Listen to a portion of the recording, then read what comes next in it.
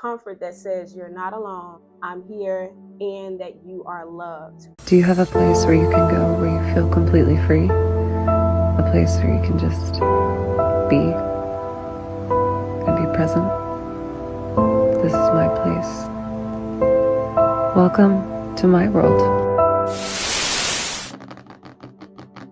Hi guys, and welcome back to my channel. We are back with another devotional journal entry, and I tell you, I'm grateful because I have some new pens here, as you can see, fresh out the package. And you already know the major faux pas I had with writing the last video. So now we have an orange erasable pen, boom, along with all the other assorted colors here. And so I'm excited. Be excited for me. Yay. All right, without further ado, we are on day 35 of today's entry. And look at this title. It says reach for God. And that's exactly what we're going to do. Okay. Continue to reach for our Heavenly Father. It says there's nothing quite so heartwarming as a newborn baby to cuddle in your arms. The coos, the sweet smell, the soft gazing eyes looking into yours. When you touch her little fingers, they'll wrap around yours in complete acceptance and trust, as if to say, hi, I love you too. And just as you reach for a baby's hand, God extends himself to you each day for you to accept and wrap your heart around his. He wants to keep you in the safety of his presence. He loves you, he created you, and he wants you to have complete and restful trust and love for him. You are sheltered and secure in his arms. Won't you reach for him today? So let's get into that. What's up, guys? I want to get into today's journal entry, and one part that really stuck out to me was when it talked about being completely accepted by God. And that's one thing for those who are yearning to share and surrender your entire self to someone without fear of feeling embarrassed, without fear of feeling shame or guilt or condemnation. God is the best person to do that with, because guess what? He already knows. He knows your shortcomings. He knows your flaws. He knows everything about you. So understand, when you're reaching out to God, he's reaching back with his love, with his compassion, with his patience, and his understanding. But no, he's not only reaching as a comfort, but he's reaching to call you higher, and not a higher version of yourself like the world teaches. Absolutely not. He's calling you higher to reflect his son, Jesus Christ, because it don't get no higher than that, boo. And yes, I get it. It can seem scary when you're trying to divulge all the things about yourself to such a holy and righteous God. But understand, God wants to exchange your shame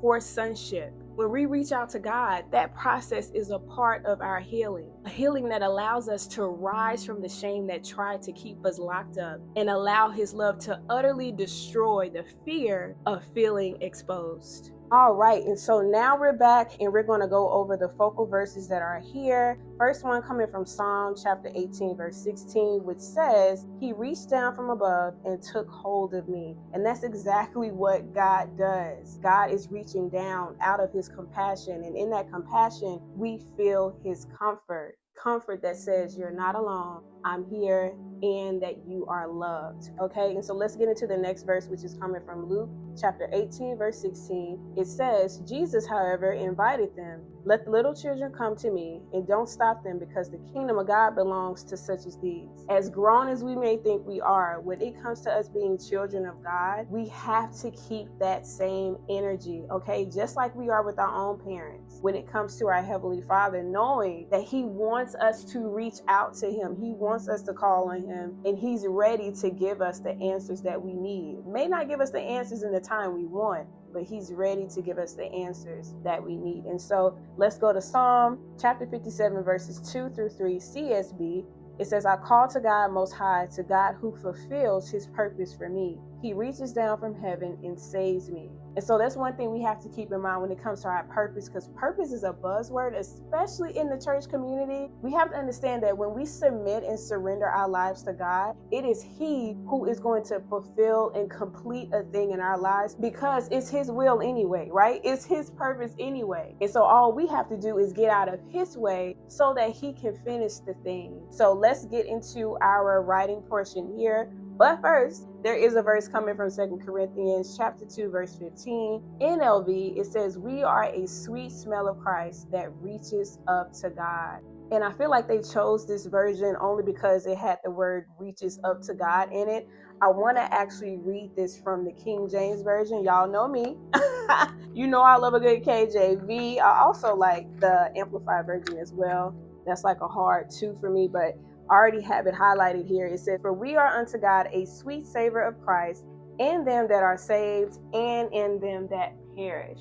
And so as you can see, this version is a little bit different. Like I say, I think they chose the NLV version only because the reaches up to God correlates with the title Reach for God. But I just want to say, because we belong to Christ, we carry a peculiar scent, right? To which, as the KJV version says, it is also sensed by those who are saved and those who aren't. Meaning that there are those who will reject that same smell that may be sweet to others that are saved. And so bottom line, this ain't no regular perfume oil, boo. I don't care what they selling on the tick of the talk. It's that JC no jasmine. This oil is sweeter than any oil out there, okay? Just Jesus, boo. Give me that just Jesus. Anyway, let me stop being foolish. I'm going to use one of my new pens, hello, and write my gratitude for this journal entry, and you already know what to do. We will reconvene when I'm done.